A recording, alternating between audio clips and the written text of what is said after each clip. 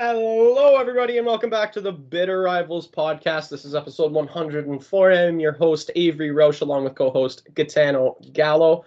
This episode is powered by 91N. So let's get right to it. We got a couple of things on the docket today. There hasn't been too much to talk about. I just want to briefly go over Leafs training camp.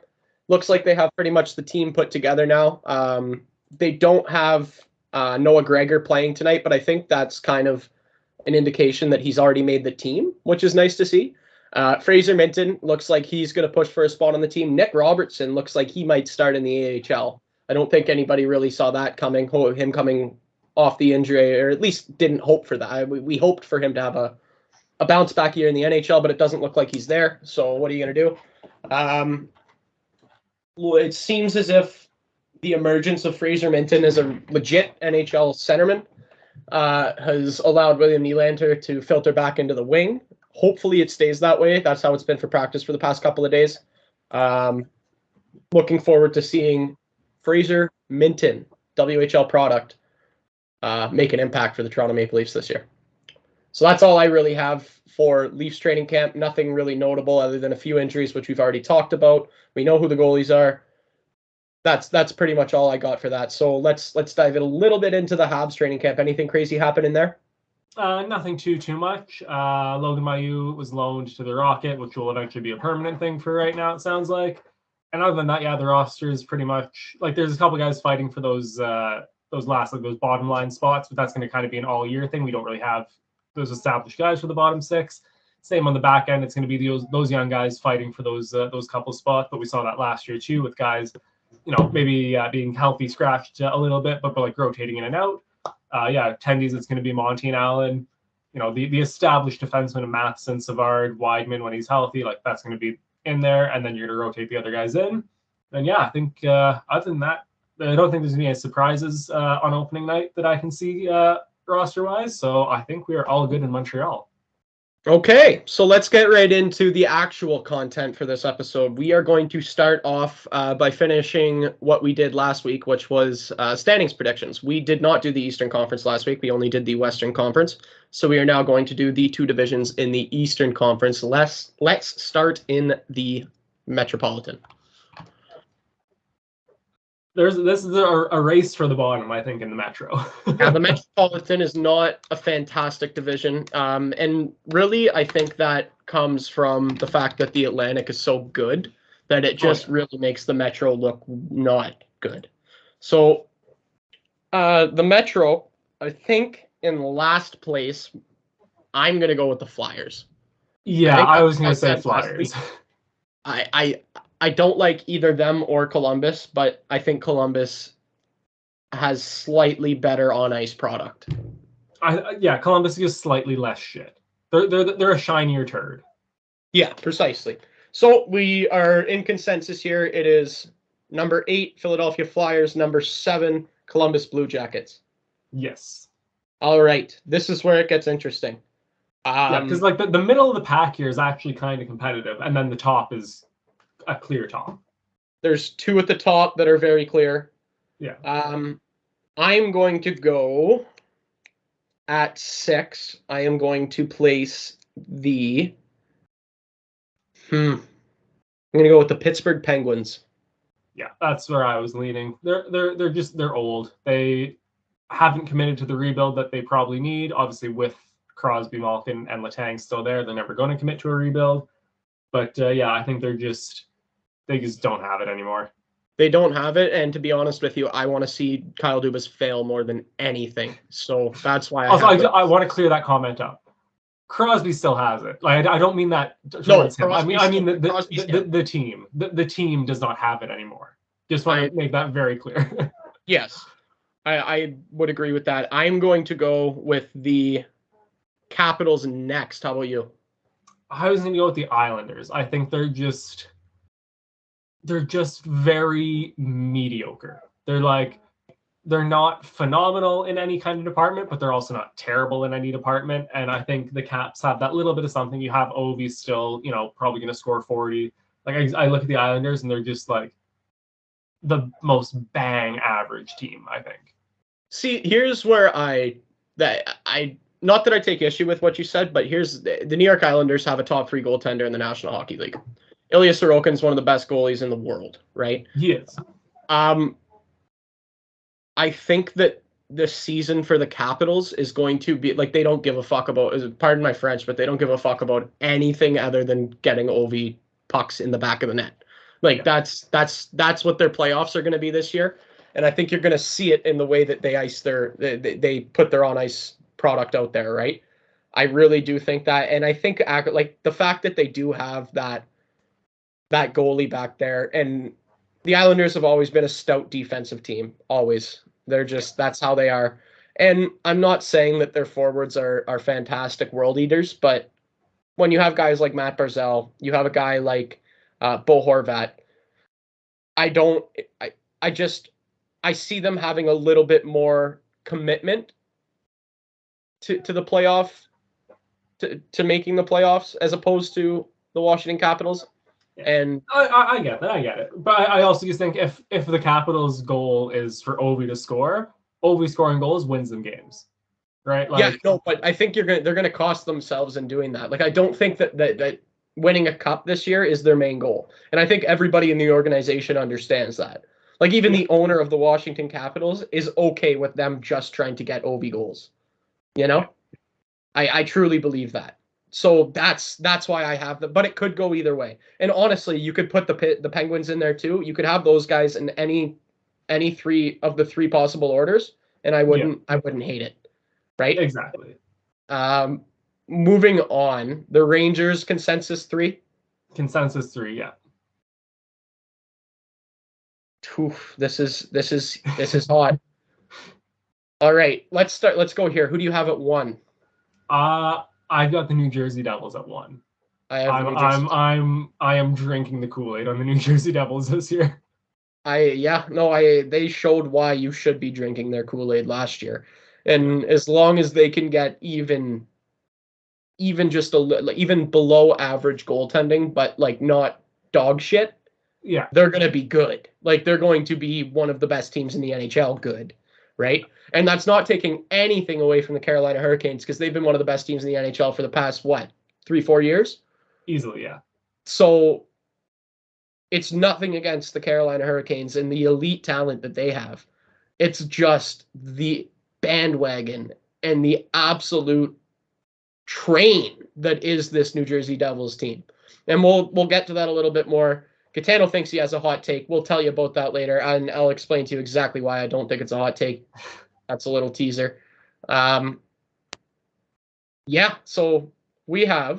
I have Devils, Canes, Rangers, Islanders, Capitals, Penguins, Flyers, and Jackets, then Flyers. Sorry. That's my 1 through 8.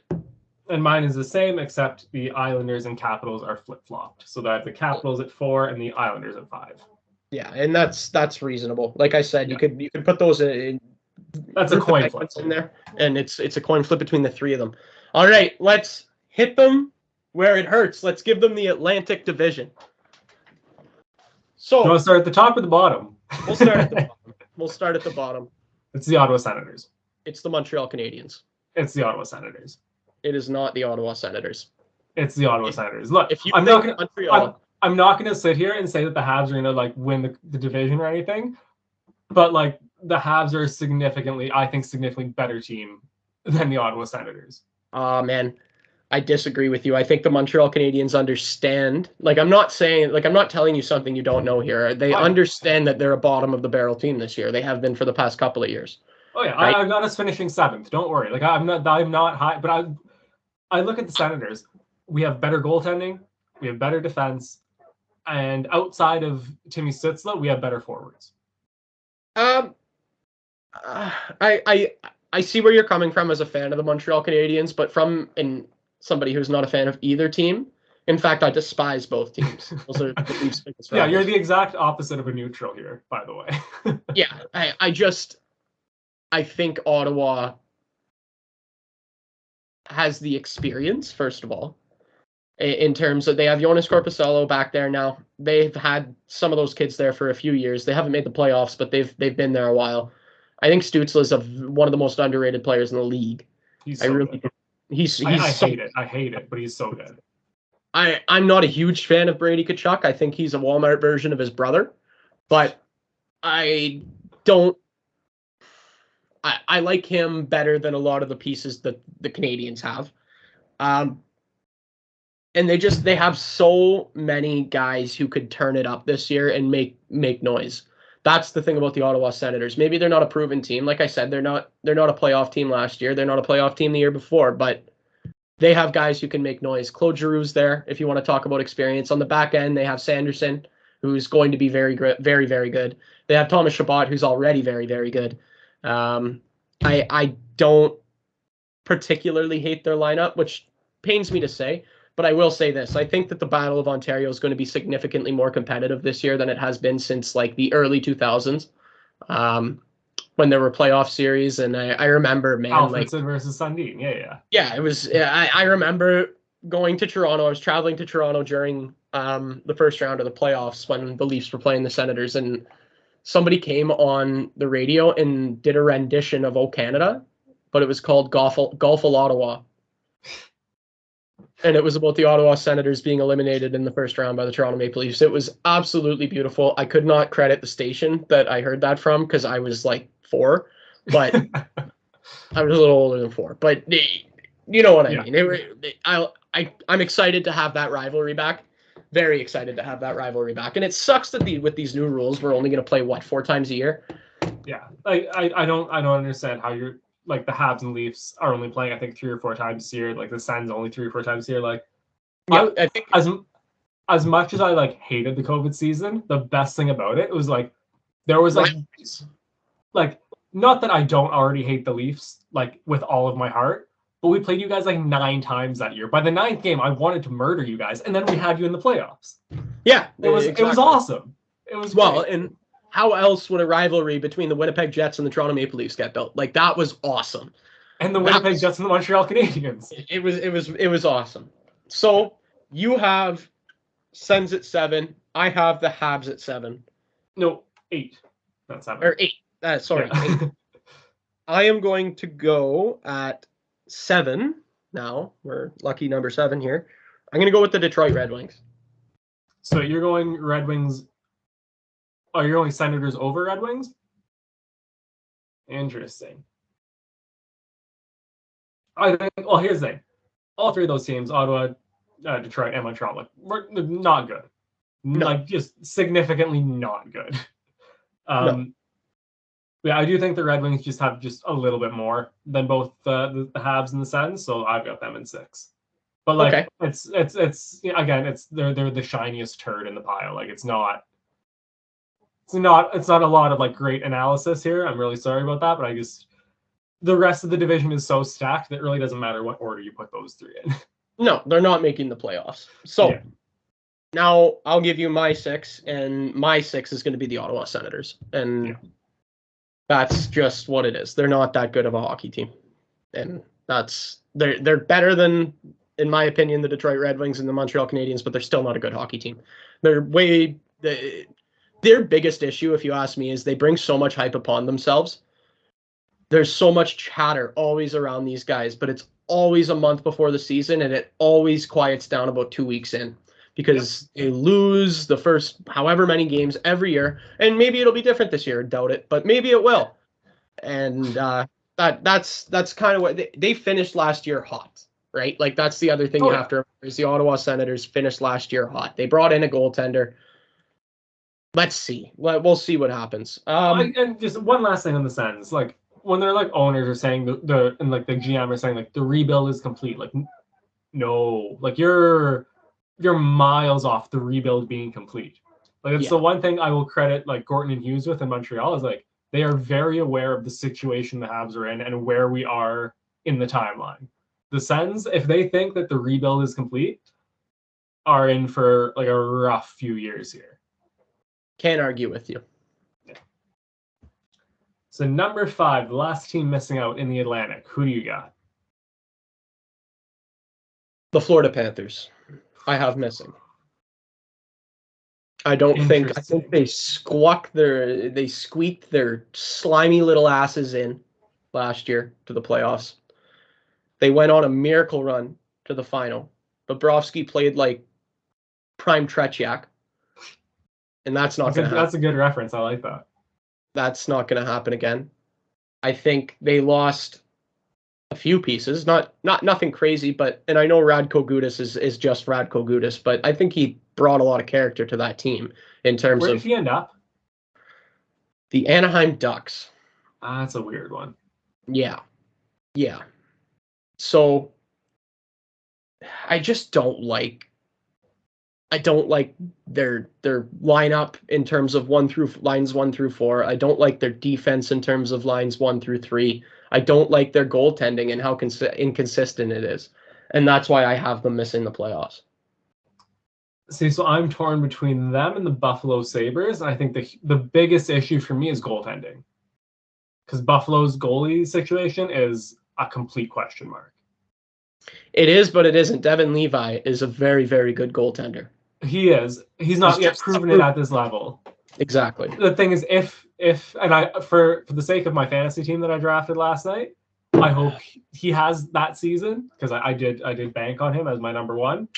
But I just think if he doesn't, and he's super young, and it's totally okay if he doesn't have that season this year. It's like totally fine. Yes. And there's plenty of time for him to become that guy. But like if he doesn't have that season, like who's behind him? Like Ukko-Pekka Luukkonen?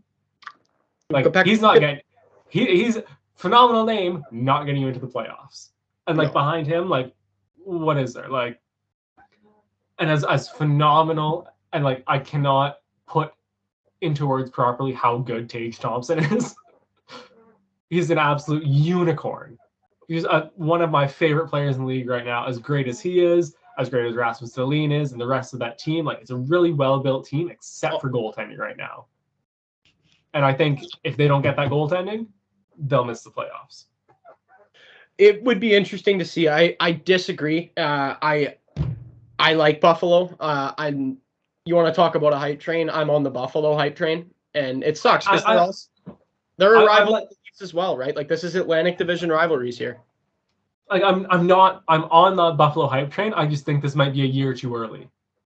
I think if Devin Levi has like an okay-ish year, like they still might not make the playoffs, but that'll be kind of the experience he needs for next year to really take that step up. I just think it might just be a year too early.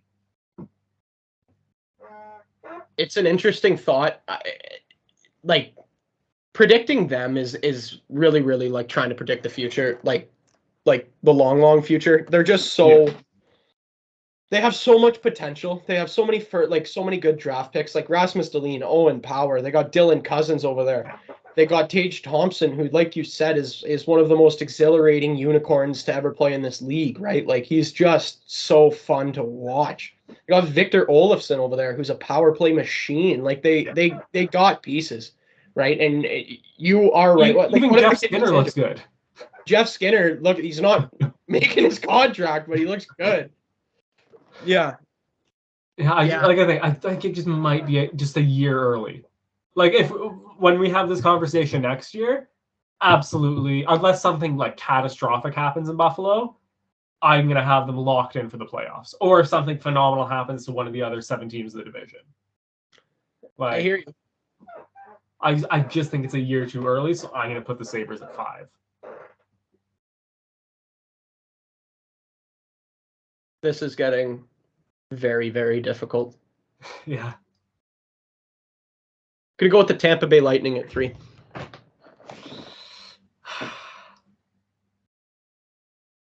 You know what? I got the Lightning at 4. I got the Sabres at 3. I'm changing my mind. I got the Lightning at 4, and I have the Sabres at 2, Lightning at 3, Bruins. No, I have Sabres 2. I have the Bruins falling off a cliff. I have them at 3 though, and I have the Lightning at 4. Well, first of all, like if we're talking about the Bruins falling off a cliff, they won 65 games last year. Even if they won 50, that's still like 15 less wins. Wait for my hot take. Hot take. Anyways, So yeah, even if you could say like the Bruins will lose 15 less games, I still think that's would be considered falling off a cliff. I think they'll be fine for now. Let's see. At Who 4, plays I'm gonna center have for them? I don't know, but like it's one of those things. Exactly. That's a Here's the thing. problem. That's a Here's problem. the thing, Ave. For like the past like almost decade, I've been like, oh yeah, the Bruins are finally like trailing off here. Like this is the end of the golden era. And every fucking year they turn it around and are fucking phenomenal. And I'm just sick of them proving me wrong. So I just have to say that they're going to be good. Bergeron is a big part of them proving you wrong all these years, man. Like a huge part, huge right? part. And I'm not saying they're going to put up 65 wins this season. I'm not Krejci's saying gone. Bergeron's gone. Man, I'm telling you, if you think Linus Ullmark is going to do what he did last year, but he doesn't have to do what he did last year because they have Jeremy Swayman still, and I think that's still the best 1-2 in the league. It's not even close, like not even close. I still think they'll finish second in the division. I'm going to go with Tampa. Finishing second in the division. I've got Tampa finishing at 3, and the Bruins at 2. All right, and you have the Leafs at 1. Wow. I think Tampa's getting older. They're starting to slow down. I still think they'll turn it up in the playoffs. That's not an issue for me. But I think they can do the old Kucherov and Stamkos get hurt mysteriously in March and are healed just in time for playoffs. For the listeners, I'm doing quotations. I think they'll pull that type of bullshit probably still. And that might, see them drop a bit in the standings. I still think they'll comfortably make the playoffs, though. I just think the Leafs have the most to prove and are going to play like they have the most to prove. And they obviously have a very good roster. Like I'm not gonna sit here and argue that. Like I'm not that stupid. But yeah, I think as long as the Leafs stay healthy, they should probably win the division. Tampa finishing second, the Bruins in third, and the Panthers squeaking into the last playoff spot. So let me give you my reasoning here. I got all of the reasons I just listed with you. Yep. On the downfall of the Bruins. I think Bergeron being gone is going to be so wildly a factor. I think that they overachieved as it was last year. Like, I really do believe that. I think they played over their heads, and it showed when the playoffs hit and they lost to the Florida Panthers like that. The way that they lost was unbelievable. I think Krejci's an underrated departure. I think Charlie McAvoy is a great defenseman. I don't think they really have many other good, even defensemen. Correct me if I'm wrong, but those things put together, and again, you'll hear my hot take later, and then it'll all make sense, but I think they're going to fall off a cliff. I really do. And falling off a cliff is falling into like fourth place or third place. What did I have them, third or fourth? Because for me, Tampa and them are almost interchangeable. Yeah, but like I said, they won 65 games last year. Like if you took any team in the league and said you are going to lose 15 less games, that would be like catastrophic, except for the fucking Boston Bruins. No, I get it. Why I'm so down on the Lightning is, first of all, they're going to be missing Vasilevsky for the first few weeks. What is it? Month and a half of the season? 2 months? It's going to be about 6 weeks ish. So month and a half ish. Yeah. I think that's huge for them. I think that's going to result in a very, very poor start, and it's just hard to come back from a poor start. Ask the Ottawa Senators how hard it is to come back from a poor start. I think Stamkos is unhappy. I think they're just an aging team in general. I think injuries are going to hit them hard because they're an aging team and they've played so much hockey. There's several things that go into it, but that's why I have them lower, both of those teams lower than the Buffalo Sabres. I think Buffalo is going to be good this year. I really do. I don't think they're going to be Leafs good. I don't think they're going to be Devils good, but I think they're going to be good. And that's why I have them at 2. I just can't, because I think skater for skater, like actual skaters, not goalies. I think they have one of the best lineups in the division without a question. I just don't know if Devin Levi is good enough to put them on that level. I'm hedging my bet on that. Like, I understand that I'm hedging my prediction completely on Devin Levi being as good as I think he can be. And I think that he would actually have to be like peak Devin Levi for them to finish where I think they're going to finish. But I got a feeling, man. I got a feeling. I feel it. Like I said, I kind of hope this happens. I have him in my fucking fantasy team, and I would love to win that league. And I think if he has that season, I will win that league. It'd be great. But I don't know. I appreciate the hot take. I do enjoy it, but I'm not sold on it. All right. Now my reasoning for the Leafs at 1. I was gonna say, do we even have to do this, or you just? They have the best goal scorer on the planet. They have one of the best passers on the planet, and neither of those guys are William Nylander, who's also a top 10, 15 player on the planet. John Tavares is a point-a-game player, and he's maybe 3C, depending on what happens here. I think they've added grit to their lineup. I think that the additions of Bertuzzi and Domi are going to be fantastic. I think Matthew Nyes is going to be fantastic this year. Morgan Riley's Morgan Riley. All they need is goaltending. If they get goaltending, they will be a fucking juggernaut. Like the Bruins last year is what I'm predicting from the Toronto Maple Leafs if they get that goaltending, and that's going to be a big if. Well, I still think even if they get just okay goaltending from Samsonov and Wolves probably your backup. Yes. Yeah, like even if they just get like average goaltending from them, I think you guys should probably still comfortably win the division, barring like another team having a stupid good year. I would agree with that. All right. So that is our Eastern Conference predictions for the season. Let's move on to our awards predictions. So we'll just list off the award first. Gitano will go, and then I will follow him up. So, Gitano, Hart Trophy. It's McJesus. It's just McJesus. Yeah.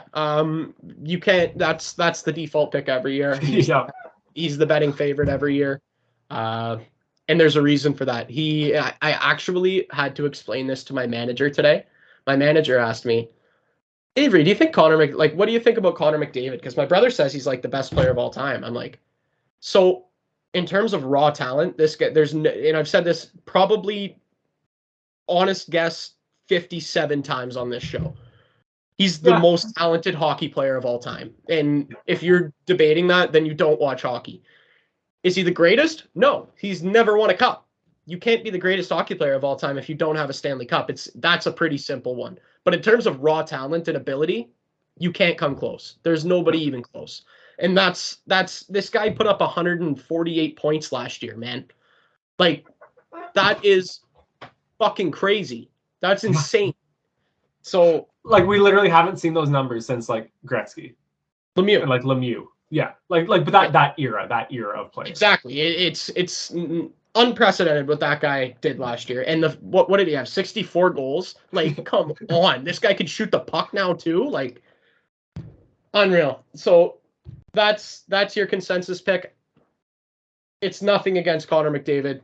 I'm just going to draw on the fact that Austin Matthews won a Hart Trophy 2 years ago. I think he can replicate that. I think he's going to be a demon this year. I really do think Austin Matthews is going to be like a hound off his chain. You know what I'm saying? Like, he's going to be something this year. So I have Matthews in that hard spot, but obviously would not be surprised if McDavid won it. Like, it almost takes someone having like Matthews, like 60 goal season, or like it takes something absolutely absurd from somebody else to beat McDavid. Because if everyone just has their great seasons, McDavid's great season is still better than everyone else's. Like, it has to take something super, super special to beat him, and that's why I've got him as the favorite. That's totally fair. So now we're moving on to Art Ross, and if you say anything other than Connor McDavid, then you're just not paying attention. So we're not even going to talk about this one. Connor McDavid, unless the guy has a catastrophic injury, I would bet my mortgage on him having the most points this year. Yeah, like, it's just, and like, not, it won't be close. No, he'll be like 25, 30 points off whoever's in second. Easy. Yes, he's that good. Calder. It's Bedard. It's Bedard. It's Connor Bedard. I don't see any other, like, nobody from this draft specifically is going to beat him out for that. And no. I can't think of any names from previous drafts that didn't play last year that will be I don't think Shane Wright played enough games to qualify for his rookie year last year. Shane Wright is not. I would say even then, like I just don't think he's anywhere close to that level. Not even. He was the only guy that I could think of that like hasn't played his rookie season yet. You know what I mean? All right, let's move on to the Vezina. So I'm going to take Jake Ottinger to Dallas. I think he was phenomenal last year, had a great playoffs. I think Dallas is a pretty good team. And I think that he, barring injuries or anything crazy, probably going to be one of the best goalies in the league this year. And I think he'll pip guys like Vasilevsky, like Sorokin, like Shesterkin into it. Yeah. So I honestly had this coming down to, for me, it was between Shesterkin and Vasilevsky. And with Vasilevsky's injury, I think that's going to be enough for me that Shesterkin will win this year. I think he's not happy about how last year went. He wasn't as great as he was in the year prior. And I think that's personal to goalies. I think they take that to heart. I think he probably put in a ton of work this off season to get prepared. And I think he's going to bounce back and he's going to be the best goalie in the league. So that's where I'm with that one. Norris. Again, I've kind of taken the easy option here. I'm going to go with Cale Makar. He's just hands down the best defenseman on the planet right now. And as long as he has a season up to his standards, he should be winning it. Obviously, like a guy like Roman Josi putting up 100 points or whatever it was, it's going to take something crazy like that for him to not win it. But I just think Cale Makar is just the best defenseman in the world right now. Yeah, it's tough to argue that. Cale Makar has been the best defenseman in the world for a couple of years. He's got the skating ability of somebody like Connor McDavid. Maybe not as quick, but just the fluidity and the rapidness of his blades. It's not top speed per se, but it's his rapidness is how I would describe it. If I had to pick a defenseman to catch Connor McDavid, I'm taking Makar every time. Yes, absolutely. So in this spot, I have Miro Heiskanen. That's a little bit of a shot in the dark. I think Dallas is going to be a good team this year. And I think he's been getting conversation around being a Norris caliber D-man. But I think this is the year he breaks through. He's going to run their power play. He's going to get a ton of points doing that with guys like Jason Robertson, the Sagan, Ben. They got guys to surround him with. So I believe that he's going to win the Norris this year. And I wouldn't put money on it, but that's my out there prediction for this one. I like that. I like that a lot, actually. Yeah. So we're going to move on to the Selke. And remember, Patrice Bergeron's retired. So yeah, this was actually a tough one because it's the same as McDavid winning the Art Ross, where it's just Selke just goes to Patrice Bergeron every year. You don't have to fucking worry about it. I'm going to go with Mitch Marner. I think he last season, or it was the last 2 seasons, he's kind of put himself on that level. Last year finished, I think, 2nd or 3rd in voting. And I think as long as he kind of has that type of season again, I think he'll be winning it. That's hard to argue. So this is another out there prediction. And the reason I'm making this prediction is because this player has recently been named a penalty killer. This player led forwards in blocks last year. This player is one of the best 200-foot centermen in the entire National Hockey League, and his name is Austin Matthews. Austin Matthews is going to toss his name in there for Selke votes, and I truly believe that. I think he has the potential, I think he has the desire, and I think he's going to do it. Honestly, I can't even joke about that because he is probably the best 200-foot center in the league. And yeah, Patrice Bergeron was that guy putting up 100 points and also being a monster defensively.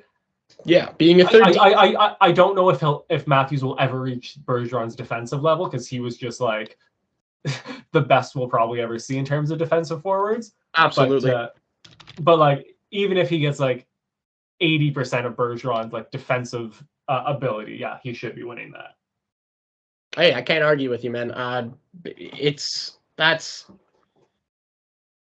That's going to be an interesting award, though, with Bergeron not being here. It's going to be. There's a lot of guys that could be in this conversation too. Hey, give it a couple years. Matty Beniers will be there in Seattle. He's an elite, mature mature for his age centerman. Like give it a couple years and give him like a healthy surrounding cast. I think Nick Suzuki will at least be in that conversation. Yeah, and that's something that I could get behind as well. Yeah. All right. Stanley Cup. Who you got? I have the Toronto Maple Leafs. I don't think I have to explain myself. I think that I explain myself every year, and I don't have to this time. So the Toronto Maple Leafs. Yeah. So the Habs fan in me wants you to say the Habs because, of course, I'm always going to say the Habs to win. But I'm going to go with the Colorado Avalanche. I think they've got such a great group.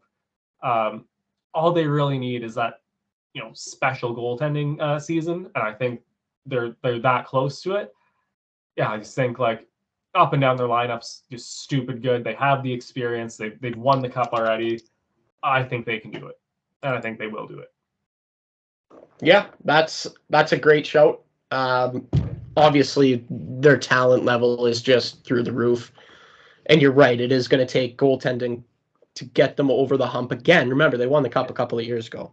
Yeah, this is a team that knows what it takes to get there, but they are going to need some goaltending. Yeah. So I mean, like, they won it with Darcy Kemper, who like is good, but yes, no, I hear you. Like I think no, and I was gonna say I think they're gonna need more than that this year. They're gonna need more than Darcy Kemper being good. They're gonna need someone being like great. But I think they can get that. I think they can get that. All right, who's your Conn Smythe then? So if the Colorado Avalanche win the Stanley Cup, I think it'll be Nathan MacKinnon win the Conn Smythe. He's just the type of player that he just puts the team on his back, and he can win games single-handedly. He's going to play he's going to play a massive 200-foot game come playoffs, and I think he'll just kind of be the driving force behind them winning the cup. Yeah, and with the Leafs winning the cup, I have Nylander as my Conn Smythe winner. I had Nylander as my Conn Smythe winner last year as well. And his playoff run last year was better than any other Leafs, man. Like he consistently shows up, and it just reaffirmed my thought that if this team wins a Stanley Cup, he's going to be the driving force behind it, because that seems to be when he plays his best hockey is come playoff time. And maybe it's not even his best hockey, but he just looks so much better than everybody else around him. It's wild. And hopefully the sandpaper added to the locker room can change that this year, and everybody can play like that, but we'll see. It's yet to be determined. So I don't think there's any Panarin nominees this year that I can think of. No Panarin candidates that I can think of either. All right, so now we'll move into the team stuff. So who will be the Leafs MVP this season? So I have Matthews as the MVP of the entire league, which means I'm going to put him as the MVP of the Toronto Maple Leafs, obviously. It could go to, honestly, if Samsonov turns into an elite goaltender, it could go to him. If Mitch Marner throws up 110 points, it could go to him. These are all things that could easily happen. I know the team. I know the way they interact with each other. But for me, it's going to be Matthews. Yeah. So in Montreal, I'm going to go Cole Caulfield. I think he's scoring 45 this year easily, as long as he stays healthy. If he stays healthy, plays as close to 82 games as possible. Yeah, I think he's putting up 45 goals, and that's going to be huge. I think he's the type of player that is going to be the reason we finish above the Ottawa Senators. You know what I mean? Like, he is going to carry that load. I think he is, as long as he stays healthy, this will be his big breakout year. So yeah, I think he will be the team MVP. Fair enough. All-Stars. So I can go with Suzuki and Caulfield. Really don't have much else besides them. So that's fair. So here's exactly how I see the All-Star game going. Oh, it's in Toronto this year. Oh yeah, you're gonna have like 6 guys there. It's great. Oh, I'm just put your whole lineup in there. So I think we'll get definitely 3. So it's going to be Matthews. It's going to be Marner. And for me, it's going to be Nylander. You could put Tavares in there as well, but Nylander's just so good. And because it's in Toronto, and because he is who he is, I just have a feeling that Ryan Reeves is going to be there. You think the fan vote? I just got a feeling that Ryan Reeves is going to be there. I do. I don't think it's a good thing. Like, I'm not saying that he should be there. I'm just saying I think he's going to be. Like, You because think he's Ryan Reeves is there, then that means that some guy who's an actual all-star isn't, yeah. right? And like what I will say is when the Habs, when Montreal hosted the All-Star game in 2009, we literally, I think, had like 5 guys there. Like, I think we went like, it was Markov, it was Price. It was like, we literally had like 5 guys. It was like, Yeah, no joke. So like, I Yeah. would not be surprised to see like 4 or 5 Leafs at this All-Star game. All right. Yeah, no, that's what it's going to be. But let's move on here. What are you most excited to see this year? I was just kind of talking about it the point before. I'm so excited to see a healthy Cole Caulfield. Like, we've seen what he's been able to do in like kind of like spurts and like little bits and 20 games here and 30 games here. Like, if he puts 82 games together, like in his career, NHL career, outside of under Ducharme, because that was just incompetence at its highest level in terms And of I coaching. forgot about that guy. Bro, like I the only reason I fucking remembered his name is because I was looking through our predictions from a couple seasons ago, and the biggest disappointment was Dominic Ducharme. But I think like if he could put under Marty St. Louis, he's scoring at like a 50-goal pace when he's playing. So I think if he plays close to 82, he is gonna light it up, and it's gonna be so much fun to watch. That would be great for the Montreal Canadiens. I've seen some predictions. I see Cole Caulfield scoring 30 this year, and I think that's a pretty reasonable number.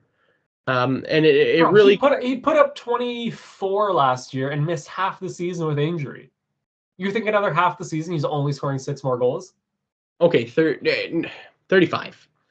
35, and that's just because I'm being nice. All right.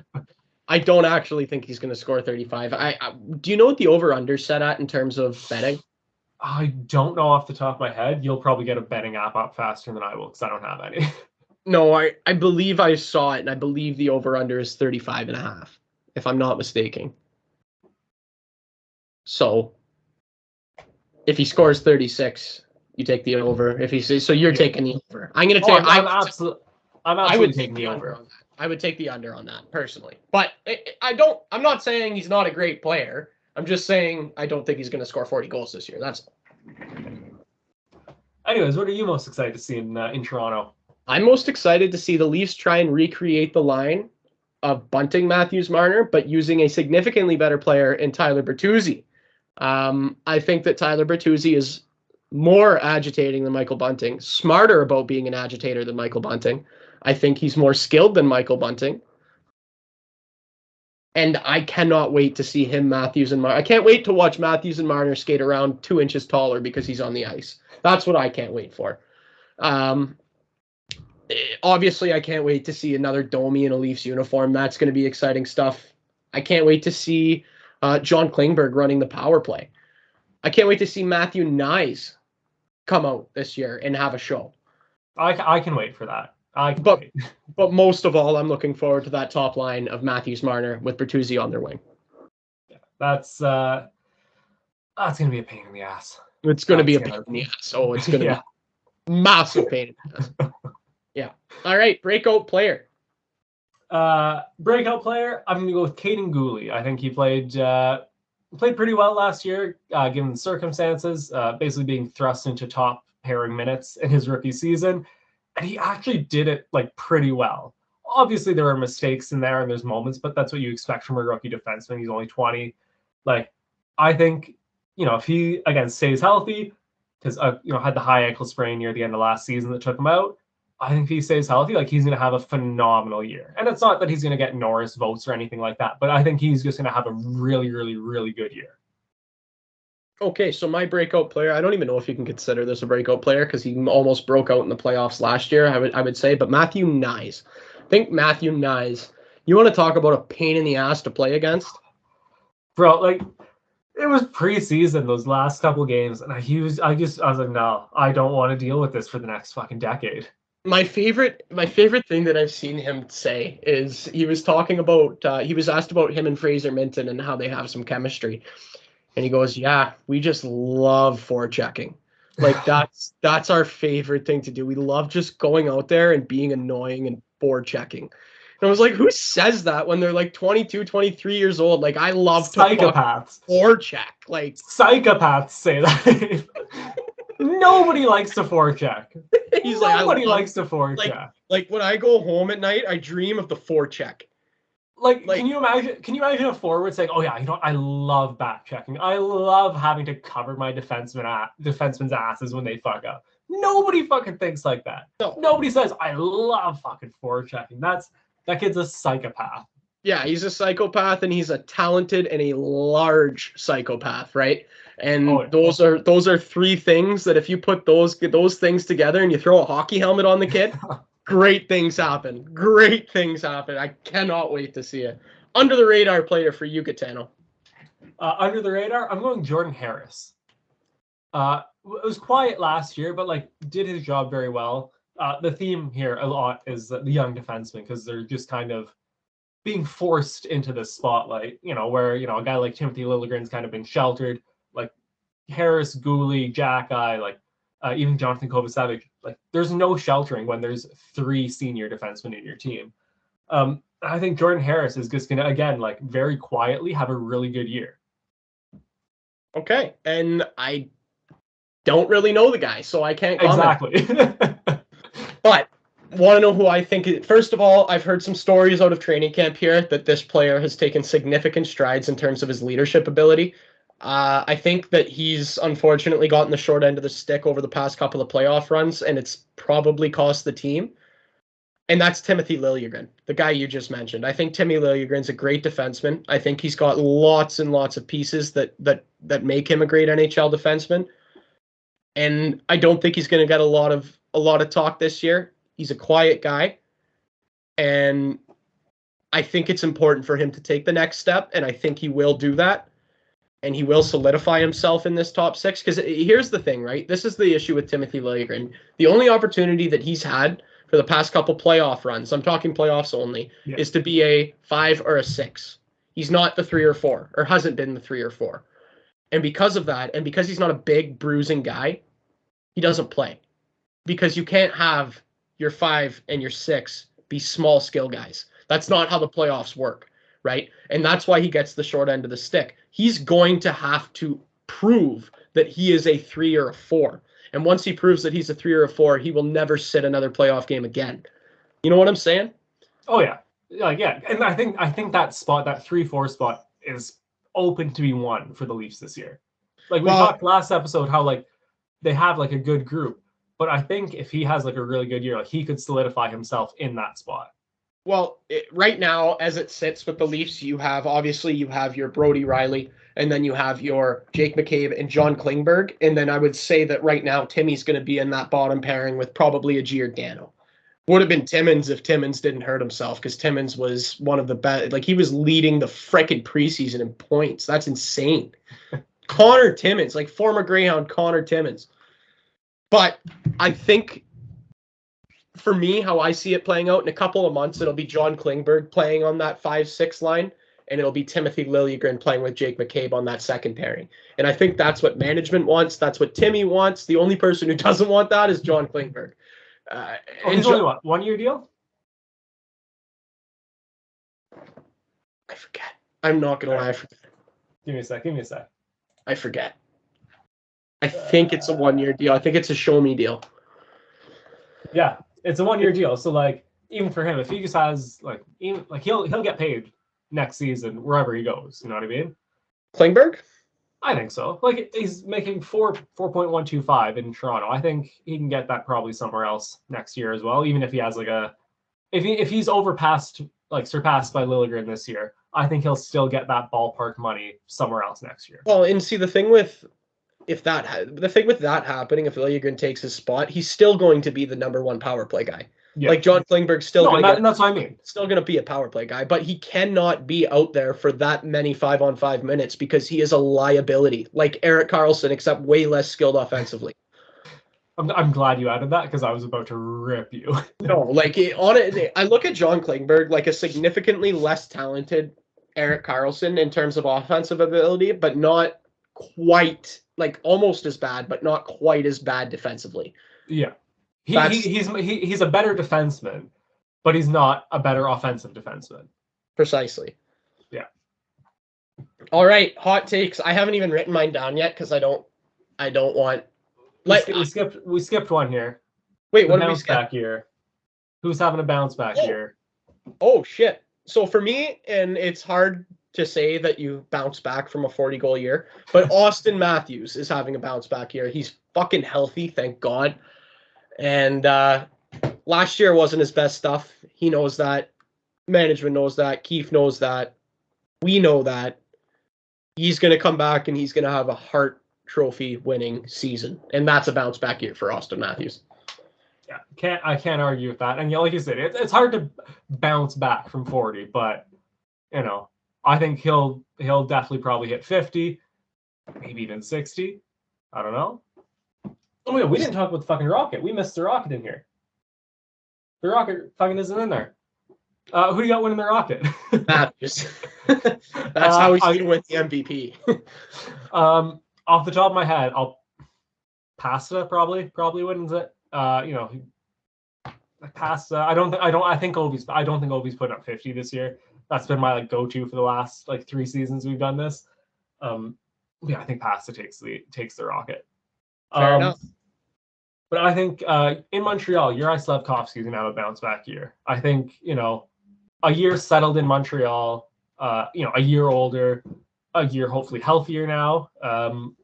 I think, and again, I'm not saying that he's gonna put up 35 goals or anything crazy, but I think if he puts up 20 goals, 20 assists, plays again most of the 82, I think that would be a huge bounce back for him and a statement kind of claiming that for right now that second line wing spot, with a view to kind of elevate himself to playing with Suzuki and Caulfield at some point. Yeah, I think as long as he stays healthy, he'll have a big bounce back year. You don't like that, do you? I think he's so ass. I think he's so ass, but I don't watch him enough to make I don't scout the kid, but I don't like what I see. I just don't like when I see it, I don't like it. Yeah, I just think he's still so young. Living he's in first overall pick, dude. He's a first overall pick. It doesn't matter how young he is.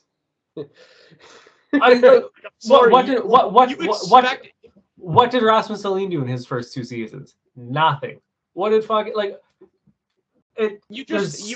there are so few players, Avery, that get drafted first overall and are these instant megastars.